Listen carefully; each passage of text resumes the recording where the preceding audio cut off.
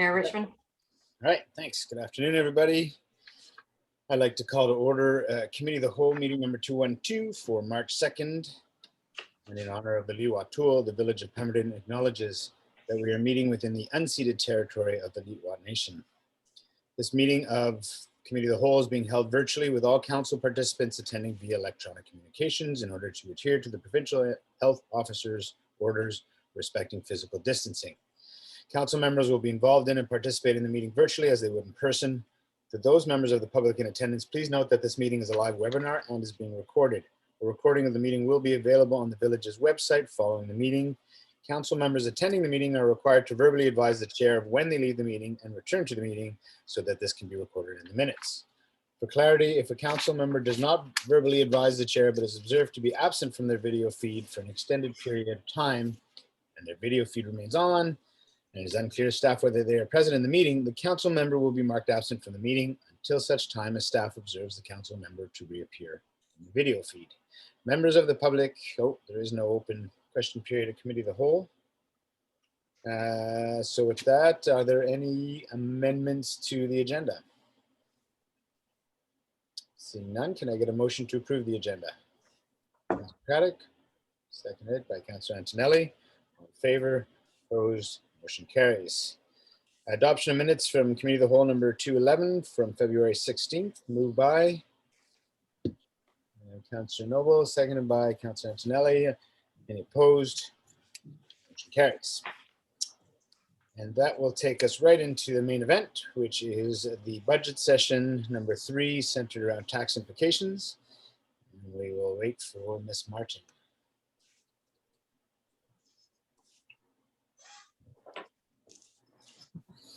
Good afternoon, Ms. Martin. Welcome. Good afternoon to Mayor and Council. We're ready to turn over the session number 3 to you. Okay, perfect. So today we are here to present to the Committee of the Whole the draft 2021 budget for review and comment. This is the third of 3 sessions scheduled, which will focus on the operating project and capital expense tax implications.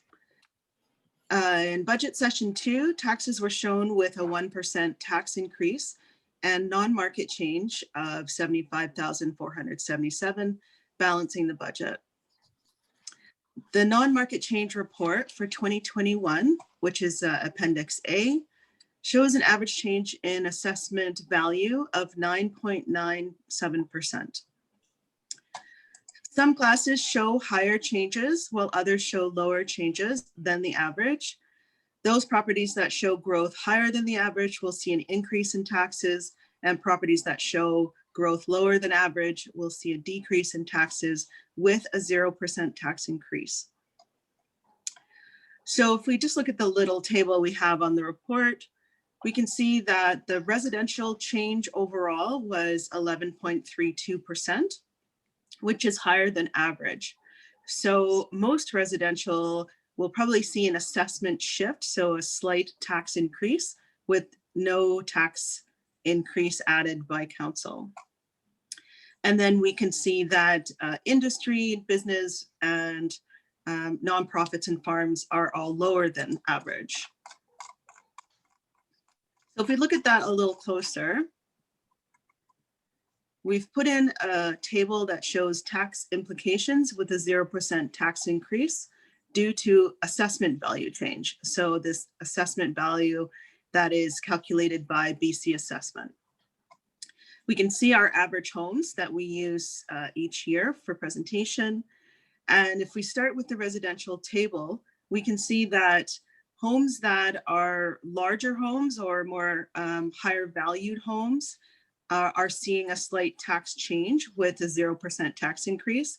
But those homes that are smaller or townhomes are actually seeing a reduction in their taxes. Now that's due to the growth in the residential class, where the higher valued homes are gaining value at a faster rate than the townhomes are gaining value. So I want to give you another example for discussing assessment shift. And that is if we had 2 homes, and in 2020, those 2 homes were valued at, one was valued at $1 million and one was valued at $500,000. So the home that was $1 million paid $1,000 in tax, and the home that was $500,000 paid $500 in tax.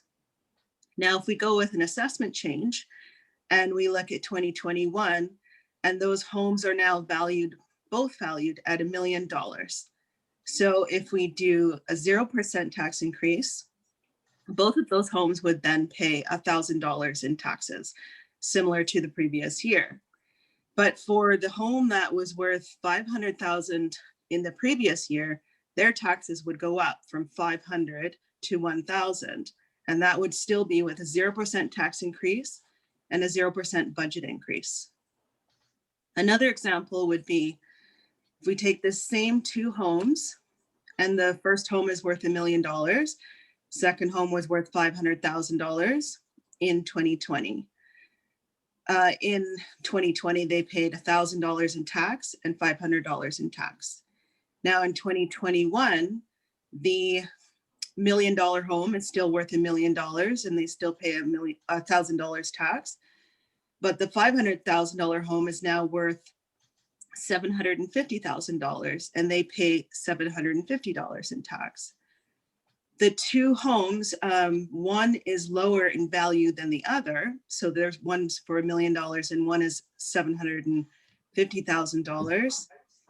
But the home that was worth $500,000 and is now worth $750,000 has gone up in tax by $250, even though they're still valued lower than the $1 million home. So those are some examples of assessment shift, and it's in comparison to your neighbor's value as to your own. So as we can see in this assessment value change, the bigger shifts were with the larger residential properties, and then we saw decreases for both the downtown businesses and the smaller industrial businesses. The industrial park businesses last year saw a decrease in their assessment value. So they actually got a decrease in taxes last year.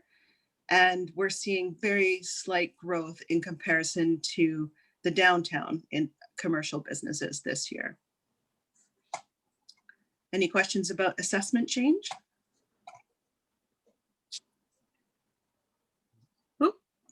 Oh, I've lost you. There we go. There we go. Okay. We can't see you. Yeah, I'm on my phone, so it kind of goes all over the place if I hit the wrong button. Okay, we're going to go shift into tax implications.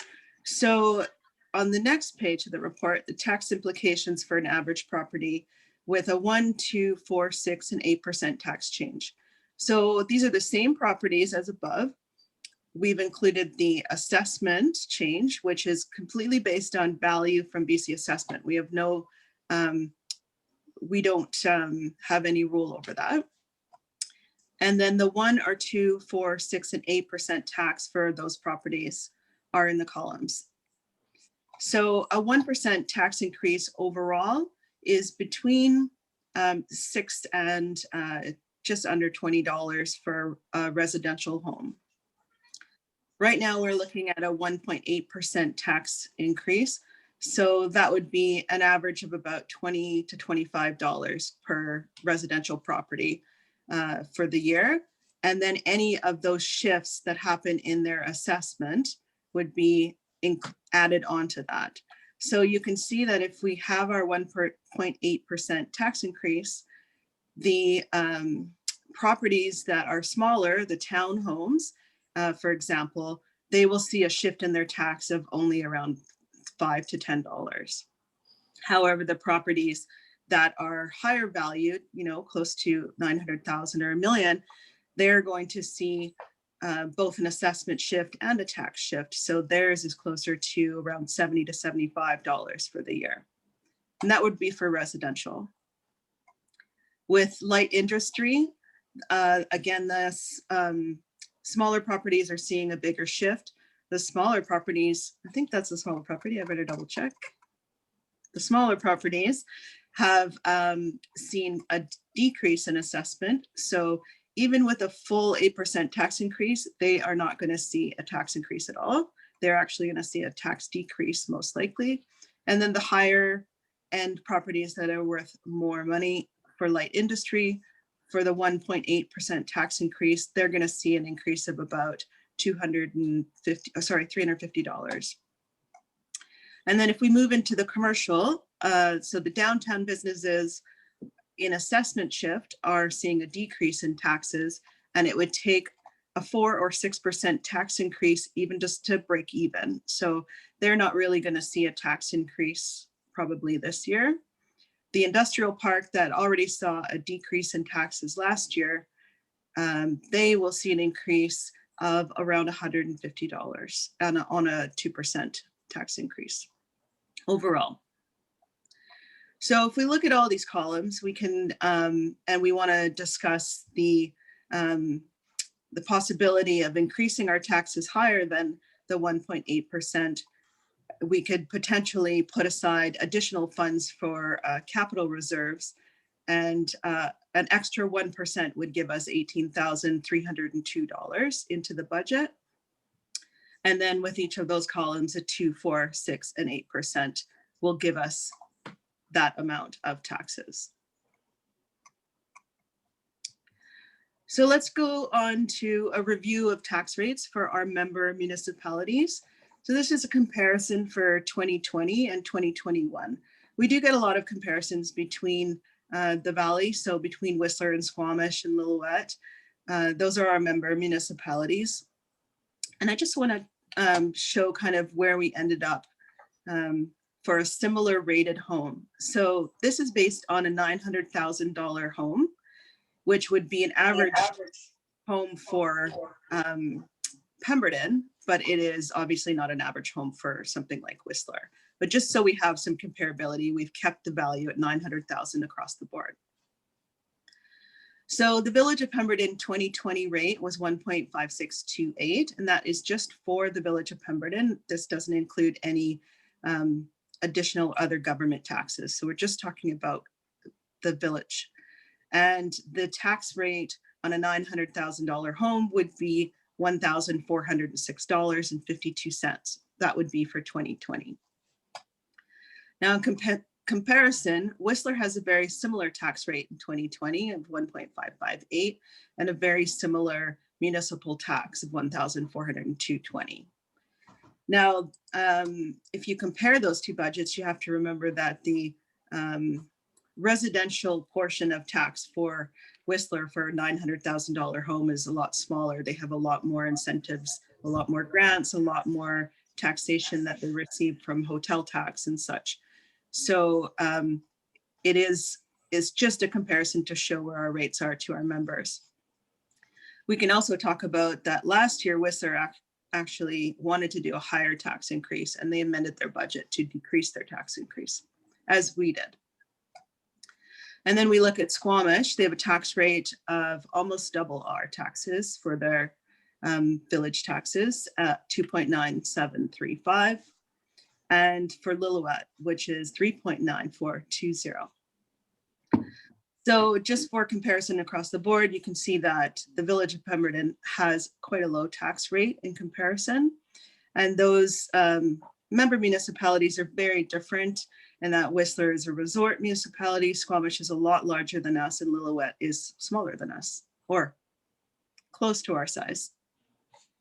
So we're looking at a 1.8% tax increase currently to balance our budget.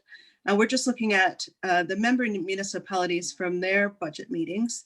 Whistler originally stated a 4.89% tax increase was required to balance their budget. However, after public consultation, they agreed to dip into their reserves again for one more year and came up with a 1.08% tax increase. However, they did warn that they would not be able to continue that they were dipping into quite a bit of reserves to have that 1.08 tax percent increase. And then with Squamish, they're still in draft, as is Lillooet, and Squamish is looking at a 6.6% increase, and Lillooet is looking at a 2.9% increase. and they also have rates that are double our current rates. So that just gives you some comparisons across the board of where we fit. And now these rates are obviously based on our assessment. So assessment values in Whistler are going to be much different from assessment values in Pemberton. But this just gives you a comparison overall of what a taxpayer of a $900,000 home would pay. You want to pause for a second, Lena? Or Ms. Munner, are there any questions so far? Is everybody good? I think it's interesting. I think that's really helpful having the the comparisons to other communities in the Sea to Sky, to Lillooet. And the other, as you said, Whistler's a bit of a different animal, especially when you consider how many, you mentioned hotel tax, but just consider how many businesses they have that pay into their taxation. So, you know, when you look down in the report, I think we're residential tax take up 67 or pay for 67% of our revenues or something along those lines. That number is a lot different in Worcester because they have so many businesses. Exactly. So their budgets are highly funded by commercial and business, and they also have a lot more grants and higher value grants and higher valued residential homes, obviously. So they're definitely a very different animal. They have a lot more expenditures, a lot more capital and improvements in infrastructure as well to maintain. I think a good comparison as well would be through Squamish and Whistler. So Squamish is while it's larger than us, it's a hugely, it's growing exponentially, and they're seeing a lot of business growth, a lot of commercial growth. They saw a lot of residential growth. I think they continue to see a lot of growth, and they're having to catch up with their infrastructure now, and they're having to invest in capital improvements in large projects, and more than one per year. So I think that's why they really are seeing increases, and they see increases like this annually. As for Lillooet, a few years ago, they really fell behind in their revenue, and they got really high capital expenditures one year, and they had to do an increase in tax, quite a shift to catch up because they were so far behind. So that could be a road that, you know, the village of Pemberton ends up going down if we don't keep an eye to our tax rates being high enough to support all the capital infrastructure that is continuing to grow in this town. So if we look to our, did we want to move on from that? Yeah. Okay. So looking to our financial planning, at budget session 2, discussion focused on the effect of continued low tax increases that do not match operational cost increases, leading to a depletion of reserves and I cannot say this word, necessitating, there we go, larger future tax increases in subsequent annual budgets. In 2020, at the beginning of the COVID-19 pandemic, staff presented a long-term financial information report, which we've attached as Appendix B, with a view on operating asset maintenance increases, financing debt, future capital expenditures, and capital reserves. For many years, municipalities have been faced with major management challenges. With ever-increasing operating costs, they are called upon to provide more service like transportation, road networks, leisure services, while revenues struggle to keep up. As a result, municipalities are often faced with shrinking flexibility due to the imbalance between the financial needs of municipalities and the inability to pay. Our goal is to provide sufficient services while taking into account taxpayers' ability to pay, while implementing the best financial strategies and financing the most advantageous projects while maintaining a reasonable debt level. At our current reserve levels, the village will be unable to generate the necessary level of incremental funding for capital expenditures in the future due to constraints of affordability, and we will rely on debt financing. The village currently has an average level of long-term debt. However, the village's continued focus on infrastructure investment, both reinvestment in existing infrastructure as well as new projects, may increase the borrowing to a level that exceeds the allowable borrowing capacity. So we are limited under the community charter with how much debt financing we can continue to add. And we do keep an eye on that for audit on an annual basis where we fall within the average. The intent of financial planning is to demonstrate the need for and impact of all of the above. While the long-term financial plan does not address service level changes, it is important to recognize that services and service levels ultimately drive cost. So if we want to talk about what is service level, so this is a good example of a capital asset and service level. A capital asset can be something like a road, and the service level would be the maximum allowable potholes before we fix the road. So council, when we do our asset management plan, council will have the opportunity to decide what our service level will be. How many potholes does it take for us to be able to take out debt financing to fix the road? And that goes across the board for everything from how our sidewalks are, how our roads are, how many amenities we have, how many streetlights we have, how many crosswalks we have, anything that would be considered a capital infrastructure, we can decide on the level of maintenance for that infrastructure.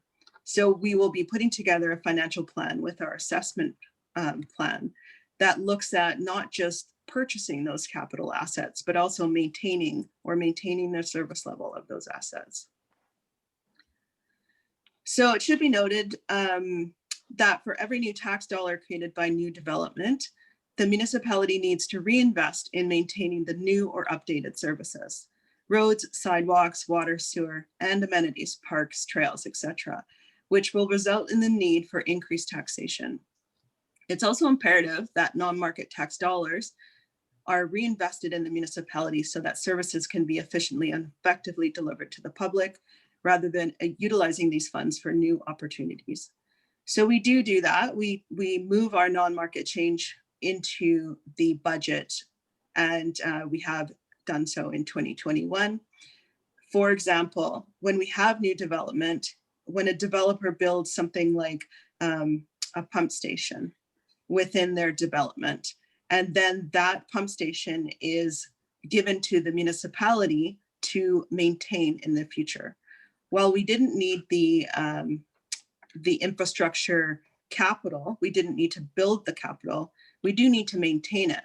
So just by that shift of moving that pump station from the developer's capital to the village's capital, we bring on new expenses for operating and maintaining and eventually replacing that capital asset.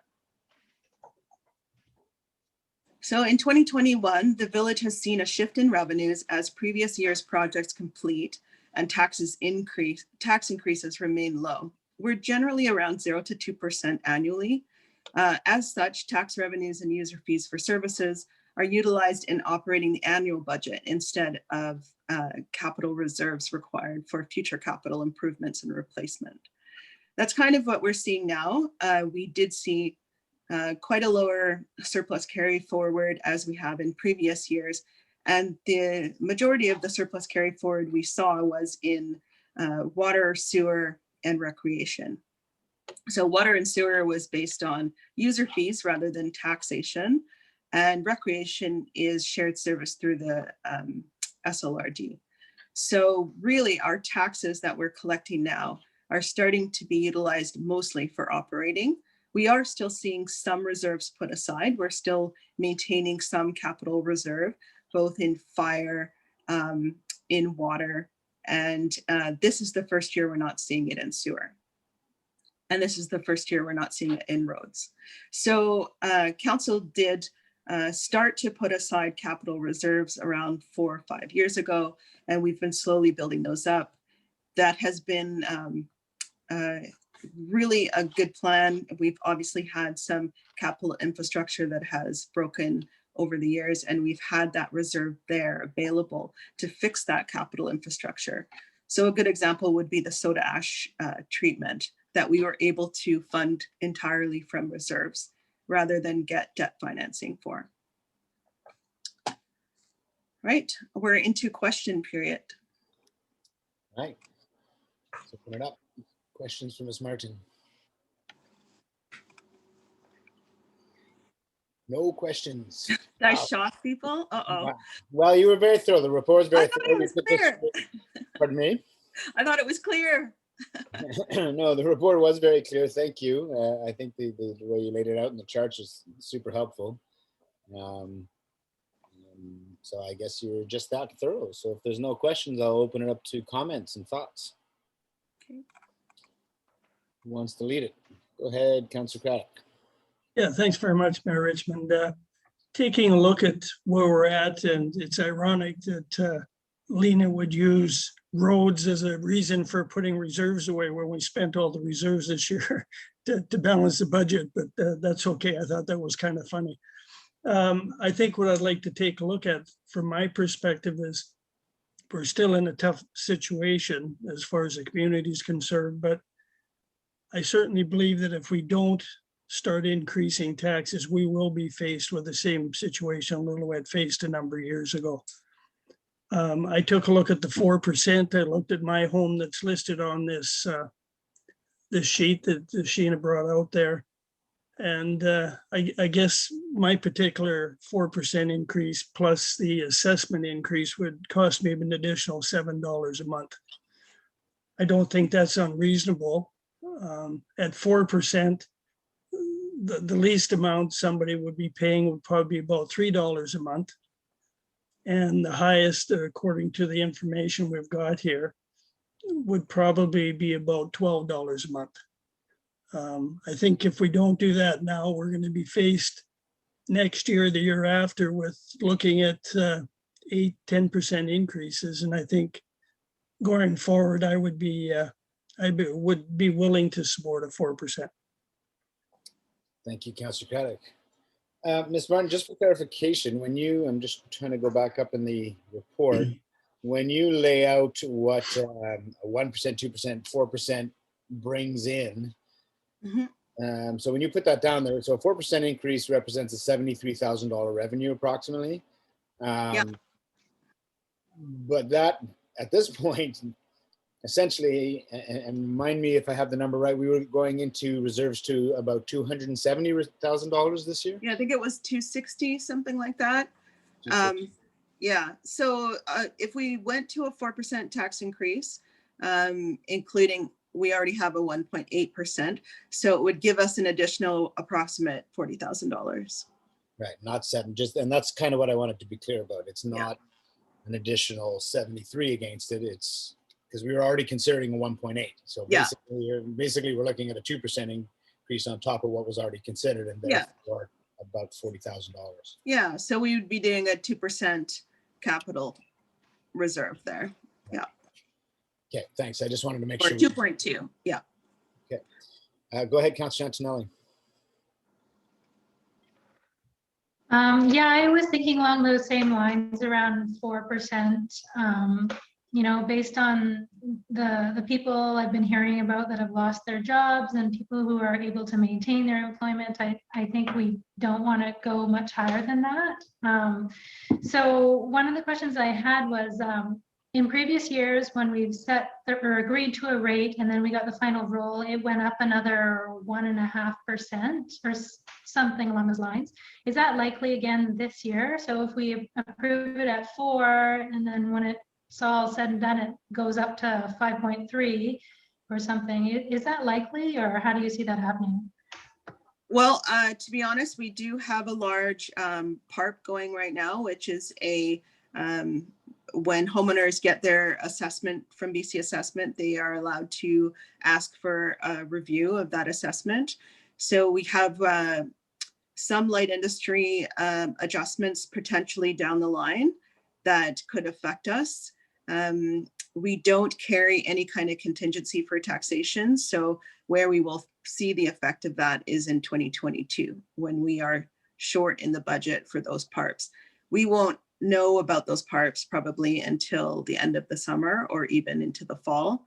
In 2020, we received PARPs from 2018 and 2019. So it all depends when we get that information from BC Assessment.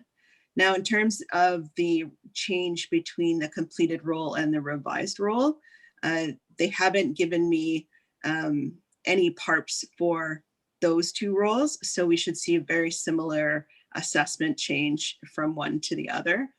What effect we will see on the budget is in the year-end closing. So as we're working through our audit numbers in these last few weeks, we go into audit in 3 weeks. We are we just closed our accounts payable. So we may see some shifts in the surplus carry forward. And that is usually what affects the tax rate rather than the roll from completed to revised. It's our year-end adjustments that affect our taxes. And we'll have those final numbers at the March 16th meeting. Good, Councillor Antonelli. Yep. Okay, thank you. I mean, you know, I think we're all on a similar page as to what we're looking at, and we're trying to protect our taxpayers right now who've been hit hard through the pandemic, and we're trying not to hit them hard again through big taxation increases over the years to come, but we can't fall behind. It's not a healthy place to be. And, you know, when I look at the comparables to the other communities, Squamish and Lillooet especially, our tax rate is quite low. And so, yeah, I you know, there's an expectation of services moving forward that we want to be able to provide, expectation from council, expectation from staff, and expectation from our public. And I think we need to be careful. So I'm also supportive of I was thinking somewhere from a 4 to 6% increase. You know, 4%, like I say, after 1.8 brings us in about 40,000 and change. Not a huge number, but at least it's heading in the right direction. And if that's council's appetite, I would support it. I would also be open to considering 5 or even a 6% when I look at the math on the household, as much as I'd rather not. Okay, go ahead, Councillor Craddock. Yeah, just if I might through you, Mayor Richmond, do we have any indication from the regional district what we might be looking at for tax implication increases from there? Yeah, give me a second here. I was going to report on that later, but I'll give you that. And this is SLRD, this is not PVIS. So this year it's negligible. In the consolidated budget at the SLRD, the biggest increase is at general government. And the consolidated, it's a 5.4 increase in the budget, or approximately $100,000. For the average household of $500,000, so let's call it a million, because we've been working with 900,000 here today. So the average household of $1 million, you're looking at about $1.40 increase for 2021. So very, very negligible. With some of the salaries that were approved and some of the projects and stuff that were approved that are only part of 2021, what they look like moving into 2022, just so you know, will be more like $14 a household increase for 2022. So not every increase is substantial, but not huge numbers. Thanks, Greg. And especially this year, we're talking, like I say, $1.30 for a $900,000 house. Go ahead. If I might, the number you quote is that per month or per year? Here. Per year. Yeah. No, that's what I'm saying. It's Oh, okay. So it's not substantial at all. So the average person in the community might pay about $8 or $9 a month extra between the regional district and the village of Pemberton per month. Well, let's keep them separate for now. But yeah, the regional district, like I say, this year we're looking at $1.40, and then next year, you know, more like 15. And when I say next year, that's just including the new salaries. That obviously doesn't include all the budget considerations for next year. Mm-hmm. That's not locked in, just to be clear. Yeah. But yeah. Just to show that some of those salaries are really 3 months or 6 month positions this year. So yeah, not much of an increase on that taxation. PVIS shouldn't be huge either, but we still have to work through some of that. Yeah. So when you look at the math on the house per household, and it's really interesting. It's so tough when you look at the assessment that Ms. Martin took us through, the assessment changes, how it changes from one single family home to another, and she gave some sort of rationale to it, but nonetheless, it's hard for us to put that number on because you've got one taxpayer in a single family house that if we did a 6% increase, where are we? You know, you're looking at $160, $150 increase to their tax. Whereas another household, you're looking at a $50 or less. So it's just so all over the map. It's hard, right? Including industrial and commercial. But Councillor Noble, sorry, go ahead, Ms. Gilmore. You have some clarification? I just wanted to mention with the PVIS, everything came in pretty flat Yeah. on those. There wasn't a huge increase. I don't think there were, I don't even know if any of them, maybe one of them came in with a small amount, but There were I think two. library maybe was a bit No, the library came in flat. I believe flat as well. Museum Pemberton came in TV. above, but we Okay. actually pushed Yeah. back on the museum. Yeah. And so, yeah, most of them came in pretty flat. Yeah. So, yeah, very little increase from Our SLRD. largest ones for PBIS, which something like recreation, where we pay a higher percentage of the cost, we came in at a flat. We did not increase there. Does that answer your questions, Councillor Craddock? You good? Thank you, yes. Councillor Noble, would you like to chime in? Yeah, I would definitely support a 4 to 6% increase because we are falling behind and it doesn't sound like it's a massive hit to the individuals. Okay. And I think it's really important that we're able to keep up with the growing infrastructure and maintenance. Councillor Craddock? Yeah, thanks very much, Mayor Richmond. I'll move that we take a look at a 4% tax increase for the year 2021. For a seconder? Councillor Noble? Any further discussion? We're comfortable we're in the right realm there. I know we're kind of throwing darts at it a little bit, but everybody's good with that. Any further discussion? Call the question. All in favor, opposed? Motion carries. Okay. Thanks, everyone. I'll turn it back to you, Ms. Martin. Okay, so with the 4% tax increase at the next budget meeting, we'll bring back our final budget with 4% with the remaining value of taxes posted to capital reserves. Is that the what council would like? Yes. Okay. Sorry, I shouldn't speak for all the council. Yes, council. Can I see some nodding heads?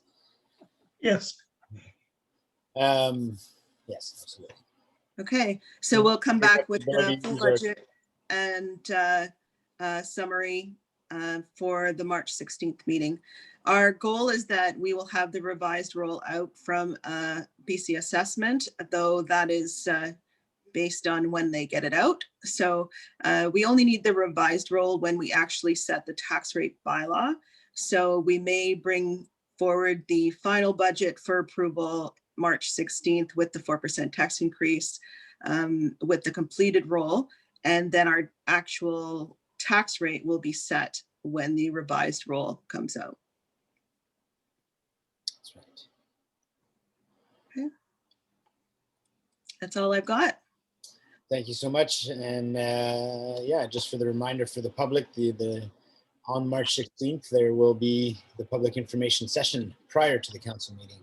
So we'll remind people that tonight in our council meeting. Thank you, Ms. Martin. Thank you. Thank you. So that takes us to the 5-year financial plan, which takes us back to Ms. Martin. Did she leave us forgetting that? No, we're done at this point. We're done. Sorry, the 5-year financial plan is the next meeting, I believe. Let's see. This one was just tax implications. Oh, okay. It was attached to the report, so I thought we were going to talk about it some more. Okay. Sorry, that was the info report that we were referring to. Okay. Sorry about that. Sorry That's to all good. confuse. I was like, oh no, I need 5 minutes. I got to go write a report. Give me a second. Awesome. Thank you. Thank you. And now my laptop is frozen, so I need a moment.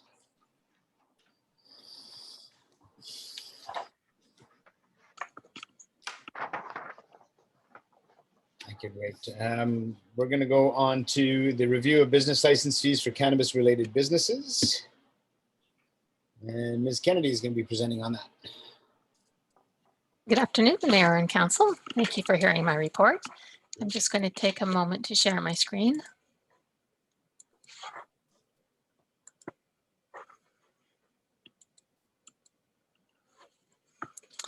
The purpose of this report is to present some updated information regarding the business license fees for cannabis production facilities and cannabis retail stores. And the review was prompted by correspondence received from two business owners of cannabis production facilities. Back in January of 2019, when the committee first considered setting business license fees for these businesses, there was little information available regarding the business types and the impact that they might have to municipal costs. And as such, the committee recommended setting fees high enough for cost recovery with the intention of reviewing fees once costs could be determined. So fees were set in 2019 and remain the same today for cannabis retail stores, $5,000 for the annual license fee, and $5,000 for standard cannabis production facilities, and $2,500 for micro production facilities. We also charge a $1,000. We charge a $1,000 fee, application fee for retail store applications only, and this was due to the extensive review of the application and the cost to the municipality of the public consultation and also of advertising that comes with the provincial referral. Municipalities charge business license fees to recover costs related to the establishment of the business licensing regulatory and administrative frameworks, administration of licenses, review of applications, which for us is a multi-department process and includes inspections by the fire chief and the building official, monitoring of businesses, enforcement of various bylaws, such as the business license bylaw and others, including wildlife attractants, noise, nuisance, and also for fire response and false alarms. And a couple of municipalities have done surveys to look at cost recovery through business license fees, and in particular at cannabis related businesses. City of Surrey looked at business licensing in various US cities, and they concluded that it wasn't realistic to cost recover all costs through license fees. It would lead to unrealistically high business license fees for cannabis businesses. But they also noted that these businesses bring benefits to the communities that might offset some of the costs. And then the District of Mission did a wider approach. They looked at cost recovery for business license fees in general, and with the intention of setting fees to recover 50% of costs. And they assigned cannabis related businesses to the higher category. In the end, they didn't adopt this model, though. They found that even at 50% cost recovery, the fees would be excessively high. So instead, they set standard license fee of $148 and $5,000 for cannabis retail stores. The chart in front of you shows business license fees for 24 municipalities that we surveyed, and they range, as you can see, from a low of $102 for Lillooet, and the highest one, Vancouver, is not shown on the chart because at $33,000 it would skew the chart. The orange band represents the application fee, and the yellow band represents the license fee. Whistler is not on the chart. They do not currently allow retail stores. Squamish charges $5,000. Lillooet, as I said, is $102. And Lillooet's currently in the process of licensing their first retail store. And approximately half the businesses or the municipalities surveyed set fees between $2,500 and $10,000. And then just under half keep their fees quite a bit lower, below $1,000. And only one city, that's the city of Dawson Creek, dropped fees after review. They originally charged $2,500 for cannabis retail stores and production facilities and dropped this to $625 after a review. But at the same time, they raised their application fee. This next slide shows annual license fees for cannabis production facilities. And as you can see, again, there's quite a range, with Lillooet at the lowest at $102 and several municipalities as high as $5,000, and then about half of them well below $1,000. And Whistler has one production facility, and their fee is their standard license fee of $190 this year. So currently, or since 2019, the village has collected business license fees from 2 retail stores and from 4 production facilities for a total of $27,500. And the staff are of the opinion that the costs incurred during the establishment of the regulatory framework and the administrative framework have been recovered through these fees. And that going forward, the business license fees should be designed to offset application review costs and ongoing costs. And application review costs are higher than for other businesses.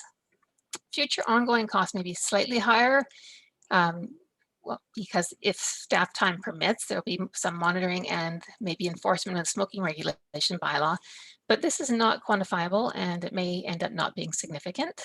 As such, staff are suggesting that we reduce annual license fees to match our standard license fee of $150, and that we add an application fee of $1,000 to cannabis production facilities, and that for the cannabis retail stores, we keep the $1,000 application fee, but we add costs as well to cover the municipal costs related to advertising and public consultation. And this concludes my report, and I would be happy to answer any questions you may have. Thank you, Ms. Kennedy. That was an awesome report. You can't get much clearer than that. Any questions? Go ahead, Councillor Craddock. Thanks, Mayor Richmond. I just wondered through administration, did we see many additional costs over this last year due to the operations and opening of retail and industrial park properties? I'll start and then maybe Ms. Fraser can step in. I think the processing and going through the first round of business licenses was a little administratively burdensome, if you would say. But as far as us having to follow up from a bylaw perspective or follow up with our CMP about any concerns or issues, I would say no, we haven't had to do that. Would you agree with that, Mr. Fraser? Yeah, I would say that as we work through, I mean, the fortunate part is that we've only permitting 2 retail stores. So the first retail application was a bit, as CAO Gilmer noted, administratively heavy because there was a lot of unknowns and we were learning lots through that process. The second application did take some time, but perhaps maybe not as much time because we were a little bit more knowledgeable. And council may recall that we did have a third application that we were working through that ultimately has been withdrawn, but that also took a lot of administrative time. So between the 3 applications, I would say that you know, we did expend quite a bit of administrative time on that in that first year, but going forward, I don't see that there's a lot other than our regular bylaw review and keeping track of day-to-day operations as or dealing with issues as they may or may not come up. And for production facilities, it's a different regulatory process. So the administration of the review process is not as, or the application process is not as regulatorily heavy as it is under the retail stores. But having said that, they're bigger production, they're bigger business operations. So from a business, from a building review and a fire review and inspection, there's more work on that end when you are doing that initial inspection and work on the application. Follow up, Councillor Craddock. I've got you, Councillor Noble. No, I'll let Council Noble go ahead first, Mayor Richmond. Just want to say I'd like to move the 3 suggestions. Okay. Do we have a seconder for discussion? Councillor Craddock. Yeah, I was looking at the 2 of the 3 suggestions. The first one with the license fee. I'm still wondering if it's reasonable to think that with such a short period of time in business, we really don't know what the costs are going to be with these operations. And as much as I agree, I'd like to see it get down to the fee that's suggested here. I'm wondering if we can't do it over 2 years, maybe reduce the fees by 50% for next year and then go down to the the final number in the third year. Just, I'm always trying to be a little cautious that we're covering any potential problems that we haven't run into at this time. Mr. Antonelli, did you want to weigh in? Yeah, I think that some of the outcomes of these shops, so that includes, you know, fueling people's addictions and youth entry into drug use, aren't really paid for directly by municipal taxes, but that doesn't mean that these aren't expenses that we're all paying for. So I guess that's just something to consider when we're looking at this. I agree with Councillor Craddock that we've only been, you know, in this business for a couple of years, and that having an incremental approach might be useful. I mean, one of the interesting things as noted in the report is other bigger communities. You know, there was a lot of questions around when legalization came into play, that would there be more costs for enforcement and police? As we're only a community of 3,000, we don't pay into the police, where communities over 5,000 do. So those aren't costs we incur. And anecdotally, I don't know that there have been increased costs since legalization, but I guess that's another discussion. Okay, well, there's a motion on the table for the 3 recommendations, and I'm hearing also some conversation about either other figures or stepping through those numbers. So how would we like to proceed? Councillor Craddock. Yeah, it's through Councillor Noble, would she be willing to consider a reduction of 50% for next year and going to the third phase in the third year as a friendly amendment? And I would second her motion. Yes. And that includes the application fees recommendation from staff. Correct. Okay, with that friendly amendment then, is there any further discussion on that? I'll call the question. Anyone opposed? Motion carries. Okay, thank you, Ms. Kennedy. Again, great report. I will look for a motion to adjourn, and we're going to set up to go in camera. So motion to adjourn, Councillor Noble. If I may, I just want to clarify that the committee of the whole is making a recommendation to council so that we can bring it forward tonight, so that we can then prepare the business license bylaw. Councillor Noble. Yes, thank you, Ms. Fraser. Okay, thank you. So we'll just adjust that, and then Ms. Kennedy will prepare the resolution to rise with report from committee of the whole tonight at the regular meeting. Perfect. Okay, thank you. Thank you. Sure. Motion to adjourn, Councillor Noble, seconded by Councillor Antonelli. We're adjourned. Do you